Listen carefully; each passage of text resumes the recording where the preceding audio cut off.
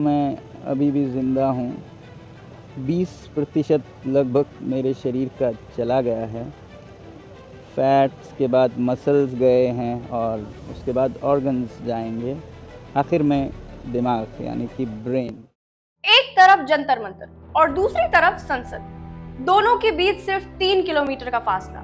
लेकिन सवाल यह है कि क्या ये 3 किलोमीटर सरकार के कानों तक कभी पहुंच ही नहीं पाए, या फिर आवाज तो पहुंच रही थी लेकिन सुनने का फैसला नहीं लिया गया। ये है सोनम वांगचुक, वो शख्स जिसने शिक्षा को बदला, जिसने लद्दाख के बच्चों को नई उम्मीद दी, और आज वही शख्स देश के छात्रों के लिए भूख हड़ताल पर बैठा था। उनकी मांग क्या थी? नीट और दूसरी परीक्षाओं में सामने आए कथित पेपर लीक मामले पर जवाबदेही तय हो और केंद्रीय शिक्षा मंत्री के इस्तीफे की मांग पर राजनीतिक जवाब दिया जाए। लेकिन कई दिनों तक उनकी इस मांग पर सरकार की ओर से कोई सकारात्मक निर्णय सामने नहीं आया। दिन बीतते गए, वजन घटता गया, शरीर कमजोर होता गया, मगर जवाब नहीं आया। फिर एक सुबह जंतर मंतर से उन्हें पुलिस अस्पताल ले गई।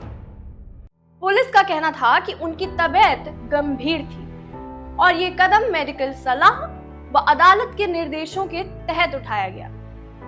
वहीं उनके साथियों का आरोप है कि उन्हें उनकी इच्छा के विरुद्ध जबरन हटाया गया, यानी घटना 1 लेकिन दावे 2।